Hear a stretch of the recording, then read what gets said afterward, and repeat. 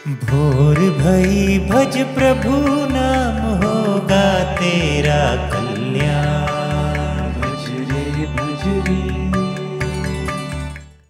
आइए सुनते हैं आज की कहानी। आज की कहानी है अपराधी सागर।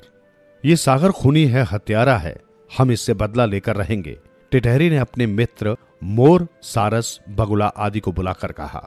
ऐसे में मोर ने उठकर उससे कहा, देखो भाई लोगों, जोश में आकर करने से कोई काम नहीं होता। जोश में तो प्राणी अंधा हो जाता है। जोश के साथ होश भी रहे तो सफलता का रास्ता निकल ही आता है। हम कहते हैं सागर खूनी है, इसने हमारे बच्चों को खाया है। क्या ये कम दुख की बात है? तुम ठीक कहते हो मित्र, हम तुम्हारे दुख को अच्छी तरह समझते हैं, तो फिर कोई उपाय भी तो करो। आप हमारे मित्र हैं, मुसीबत में मित्र ही मित्र के काम आते हैं। टिटहरी ने कहा, तुम ठीक कहते हो, हम यथासंभव तुम्हारी सहायता करेंगे। इस कार्य के लिए हम गरुण के पास चलते हैं, उससे मेरी बड़ी पुरानी मित्रता है। फिर गरुण भगवान विष्णु का वाहन है, वह हमें भगवान विष्णु के पास ले जाएगा। बस विष्णु जी ही इस सागर को दंड दे सकते हैं, क्योंकि बुद्धिमानों ने कहा है, मन मिले मित्र, गुणवान नौकर, शक्तिवान स्वामी, इससे ही प्राणी अपने दुख कहकर सुखी होता है। उसी समय ये सारे पक्षी इकट्ठा होकर गरुण जी के पास पहुंचे।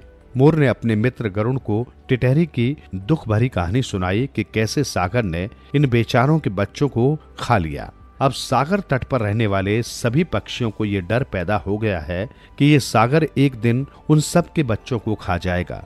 यदि सागर ही ऐसे पाप करेगा तो उसे देखकर और लोग भी खुलकर पाप करेंगे।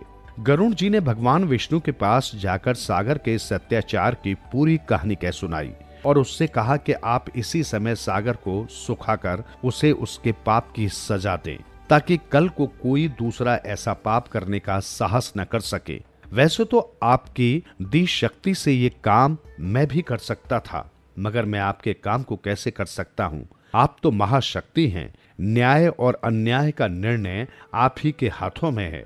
पापी को उसके पाप की सजा प्रभु के हाथों से ही शोभा देती है। फिर विद्वानों ने कहा है कि उस काम को मत करो जिससे अपने स्वामी को दुख पहुंचे।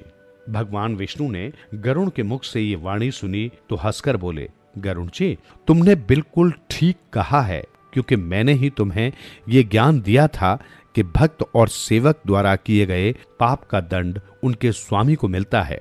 आप सब मेरी प्रजा हैं, आपका दुख मेरा दुख है। मैं अभी सागर को इस अन्याय का दंड दूंगा। उसे तुम्हारे मित्र टिटहरी के अंडे वापस देने होंगे। उसी समय भगवान विष्णु ने अपने अग्नि बाण को धनुष पर चढ़ाया और सागर से कहा, हे पापी, इस जीव के अंडे वापस कर दे, नहीं तो तुझे सदा के लिए सुखा दूंगा। उसी समय सागर भगवान विष्णु के सामने प्रकट हुआ। उसने हाथ जोड़कर अपने किए की क्षमा मांगी और उसी समय टिटहरी के अंडे वापस कर दिए। जीवन सुधरेगा, प्राणी होगा तेरा उद्धार। मन के द्वार खुले